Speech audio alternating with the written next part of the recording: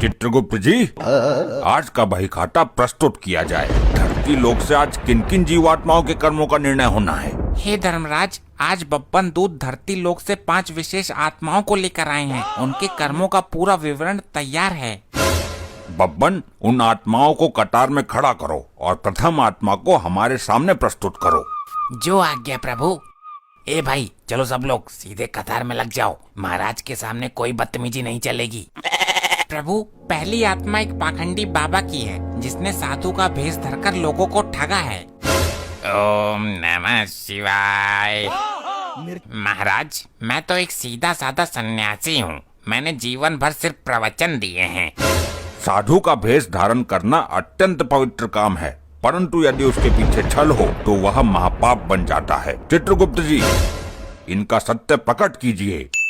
प्रभु, यह बाबा केवल पंडाल लगाकर लोगों से धन वसूली करते थे। खुद को शाकाहारी बताते थे, परंतु एकांत में हर प्रकार का तामसिक भोजन करते थे। महाराज, वो तो बस शरीर की कमजोरी दूरी करने के लिए कभी कभी औषधि के रूप में। महाराज, ये टेंट वाले के पैसे भी बाकी रखते थे। इसी वजह से टेंट वाले ने लापरवाही से पंखा लगाया और वो पंखा इन्हीं के ऊपर गिर गया। चित्रगुप्त जी, मेरे पास गुप्त धन की जानकारी है। अगर आप चाहे तो हम कुछ साझा कर सकते हैं। मुझे बस एक बार वापस भेज दीजिए। ऐ मूर्ख, तुम यमलोक में धर्म के रक्षकों को प्रलोभन देने का दुस्साहस कर रहे हो। यहाँ केवल सत्य और न्याय का शासन है। महाराज, मुझे क्षमा कर दीजिए। मुझसे बहुत बड़ी भूल हो गई। बब्बन, इस पाखंडी को तुरंत नर्क के उस भाग में ले जाओ जहाँ केवल कठिन परिश्रम करना पड़ता है, ताकि इसे अपनी सत्यता पर ग्लानि हो।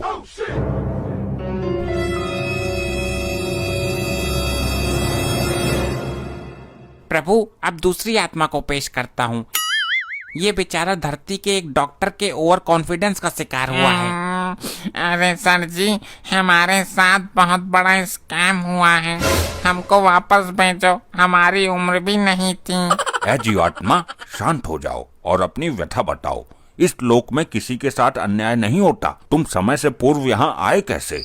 महाराज, मेरा नाम कल्लू है। हमें तो बस मामूली सी सर्दी खांसी हुई थी। उस झोला छाप डॉक्टर के पास गए। उस साले ने मेरा मतलब है डॉक्टर साहब ने पर्चे पर ऐसी उर्दू राइटिंग लिखी कि मेडिकल स्टोर वाले ने खांसी के सिरप की जगह चूहे मारने की दवा दे दी। हाँ प्रभु, डॉक्टर साहब की लिखावट इतनी कठिन थी कि धरती पर कोई समझ ही नहीं पाया। इसने एक ढक्कन पिया और इसकी आत्मा सीधे हमारे बब्बन दूत के स्प्लेंडर के पीछे बैठ गई। अरे महाराज, पूरी बात तो सुनिए। जब हम दवा पी के तड़पने लगे तो डॉक्टर बोला, घबराओ मत, ये रिएक्शन है और एक ऐसी सुई लगा देते हैं कि सब ठीक हो जाएगा। उसने दूसरी सुई ठोकी और हम सीधे आपके पास लैंड कर गए। कलयुग के कुछ चिकित्सकों की यह लापरवाही अत्यंत निंदनीय है। चित्रगुप्त जी, इस जीवात्मा के कर्मों का रिकॉर्ड क्या कहता है? प्रभु, इसने कोई बड़ा पाप नहीं किया। बस कभी कभी दूसरों की चीजें बिना पूछे इस्तेमाल कर लेता था और चुपके से पड़ोसी का वाईफाई चलाता था। महाराज, वो तो वाईफाई का पासवर्ड आसान था, इसलिए कनेक्ट हो जाता था। मैंने कोई चोरी नहीं की।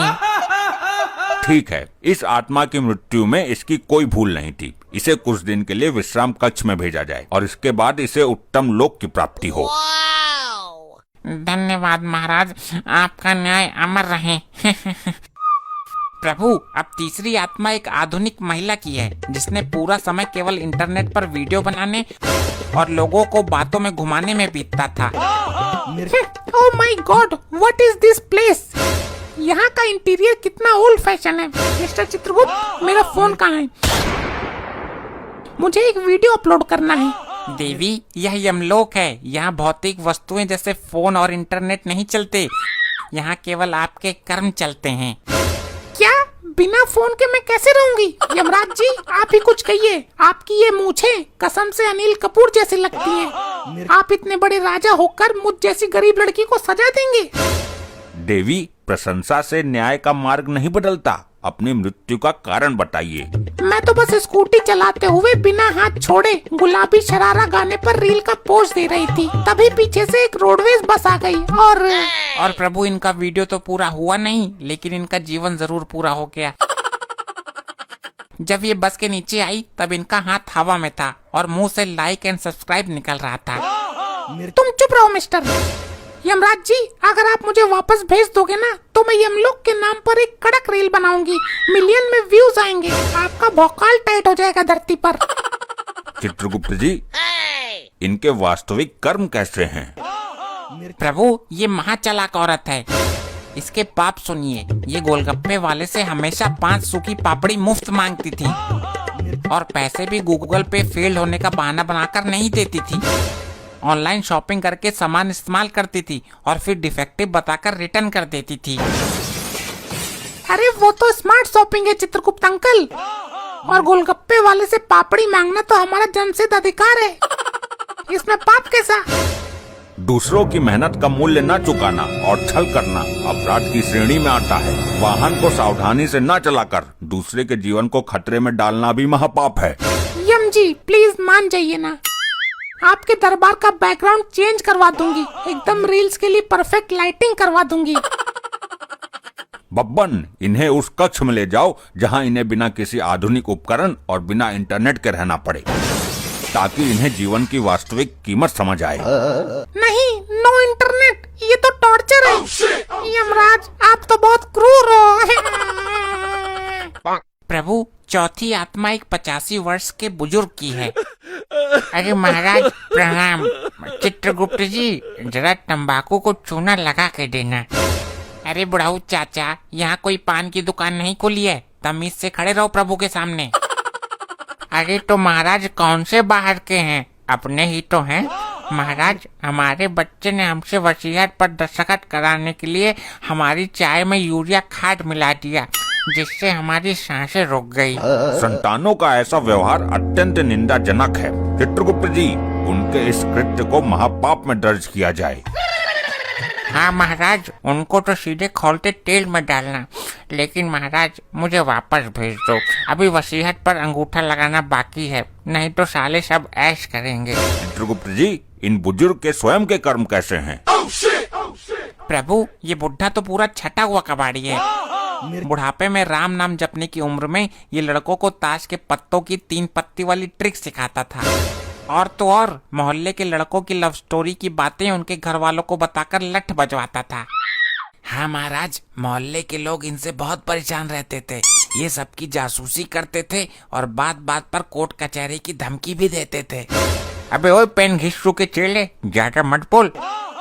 महाराज हम तो बस मोहल्ले में शांति व्यवस्था बनाए रखने के लिए चुगली करते थे, टाइम पास कैसे होता बुढ़ापे में। दूसरों के घरों में अशांति फैलाना और बुढ़ापे में अधर्म का मार्ग चुनना अत्यंत अनुचित है। बुजुर्ग, आपकी आयु का सम्मान करते हुए आपको कठिन दंड नहीं दिया जाएगा, परंतु आपको उस कक्ष में रहना होगा जहां 24 घंटे सिर्फ मौन व्रत रखा जाता है। मौन व्रत? महाराज जरा तेल में नमक और अजवाइन डलवा के कढ़ाई में बैठा दो, वो मंजूर है, पर बिना बोले हम 1 घंटा नहीं रह सकते, हम पागल हो जाएंगे। चाचा अब वहाँ जाकर केवल मौन रहिए, चलिए आगे बढ़िए। प्रभु अब 5वीं और अंतिम आत्मा प्रस्तुत है। इसका नाम चुन्नू है, जो धरती पर शुद्ध कढ़ाई नाम से हलवाई की दुकान चलाता था। महाराज के चरणों में दंडवत प्रणाम। गुप्त जी, आपको भी राम राम।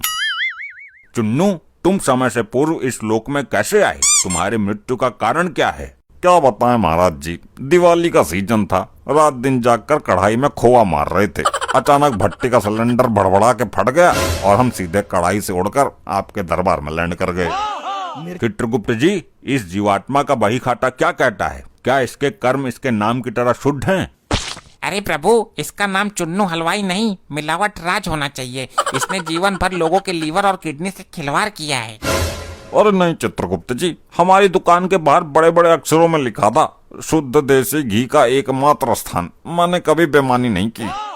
हाँ, बोर्ड तो बहुत सुंदर था प्रभु, पर इसके पीछे का सच सुनिए। ये भैंस के दूध में आधा पानी और आधा यूरिया खाद मिलाता था, ताकि दूध गाढ़ा दिखे और महाराज इसके यहाँ जो मावा बनता था उसमें आधा उबला हुआ आलू और आधा कपड़े धोने वाला डिटर्जेंट पाउडर मिलाया जाता था ताकि खोया एकदम सफेद और चमकदार दिखे। अरे बब्बन भाई, तुम तो बिजनेस का नियम ही जानते। त्योहार पर पूरे कानपुर में खोए की डिमांड इतनी होती है, अब हम क्या करते, आसमान से खोया टपकाते। थोड़ा बहुत एडजस्टमेंट तो करना ही पड़ता है ना। एडजस्टमेंट?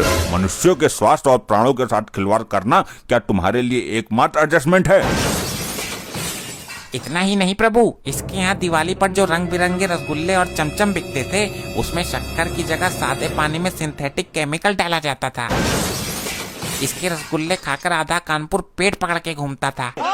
महाराज जी, एक मौका और दे दीजिए, दुकान की चाबी तिजोरी में रह गई है। मूर्ख, यमलोक में तुम्हारे इस दूषित और मिलावटी पकवानों की कोई आवश्यकता नहीं है। तुमने धन के लालच में मासूम बच्चों और वृद्धों के स्वास्थ्य को दांव पर लगाया है। यह अपराध है। महाराज, एक मौका और दे दीजिए। नर्क के भूतों के लिए सुबह सुबह खस्ता कचौरी और गरम गरम जलेबी बनाने का कॉन्ट्रैक्ट हमको दे दीजिए। बिना यूरिया के शुद्ध बनाएंगे, कसम गंगा मैया की। बब्बन, इसे नर्क के उस विशेष भाग में ले जाओ जहाँ भोजन के रूप में इसे केवल डिटर्जेंट वाला पानी और यूरिया का अर्क मिले जो इसने संसार को परोसा है। अरे नहीं महाराज, यूरिया बहुत कड़वा होता है, मुझे क्षमा करें। प्रभु, आज की सभी पांचों आत्माओं का न्याय पूर्ण हुआ। सभी बही खाता एकदम स्पष्ट है। अति उत्तम चित्रगुप्त जी। धरती लोक के मनुष्यों को यह समझना होगा कि जीवन और स्वास्थ्य ईश्वर का अनमोल उपहार है। इसे व्यसनों, दिखावे, पाखंड और लालच में नष्ट नहीं करना चाहिए। बिल्कुल सत्य कहा प्रभु आपने। जो जैसा बोएगा वैसे ही यहाँ आकर काटेगा। धर्मराज यमराज की जय हो। न्याय और धर्म की सदा ही जय हो। आज का दरबार बर्खास्त किया जाता है।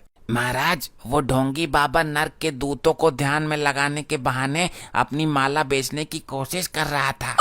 उस पाखंडी की सारी सामग्री छीन ली जाए। नर्क में केवल कर्मों का ध्यान होता है।